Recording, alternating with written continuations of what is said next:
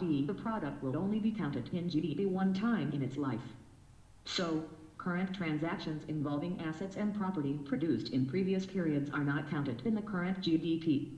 For instance, if a car produced in the year 2000 is resold in 2015, the GDP of 2015 will not include the resale value of the laptop because this is a mere transfer of ownership entailing no creation of new value. One is not correct. Purely financial transactions, such as the purchase of stocks, bonds, or certificates of deposit, are not counted.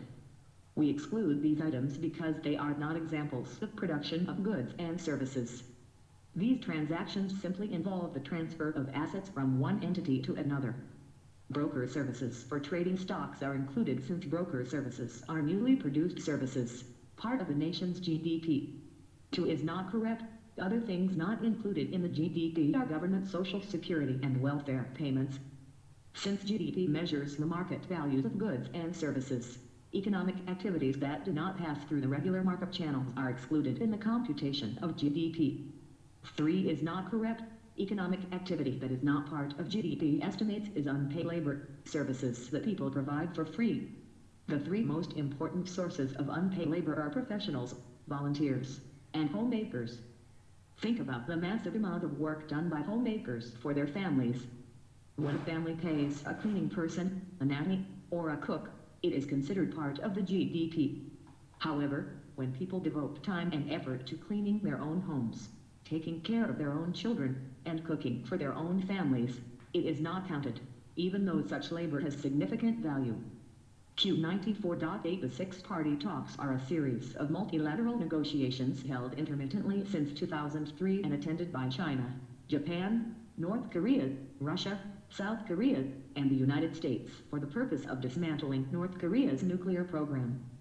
The talks are hosted in Beijing and chaired by China.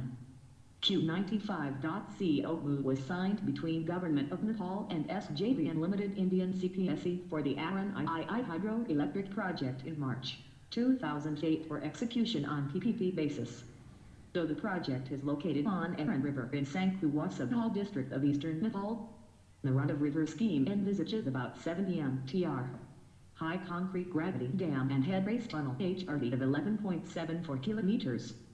Thus, Statement 1 is incorrect and Statement 2 is correct. Though the project will provide surplus power to India, strengthening power availability in the country and will also strengthening economic linkages with Nepal, the power from the project shall be exported from Alcobar in Nepal to Muzaffarpur in India. Thus, Statement 3 is correct. Q96.8 Fjord coasts. Fjords are submerged U-shaped glacial troughs. They mark the paths of glaciers that plunge down from the highlands. They have steep walls, often rising straight from the sea, with tributary branches joining the main inlet at right angles. Due to the greater intensity of ice erosion, fjords are deep for great distances inland, but there is a shallow section at the seaward end formed by a ridge of rock and called the threshold. Fjord coasts are almost entirely confined to the higher latitudes of the temperature regions which were once glaciated. RIA coasts are backed by island. They support few large commercial ports, though they have deep water and offer sheltered anchorage. Depth of RIA coasts increases while moving towards the sea. They are not formed over glaciated troughs.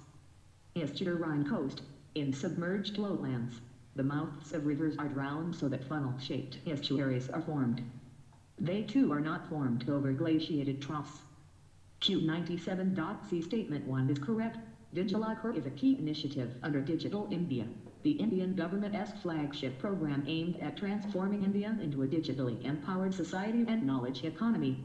It is a platform for issuance and verification of documents and certificates in a digital way, thus eliminating the use of physical documents.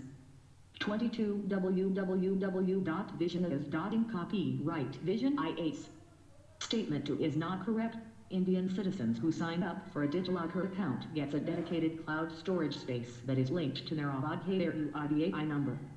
The storage space was initially a maximum of 10 megabytes at the time of launching, but now it has been upgraded to 1 GB.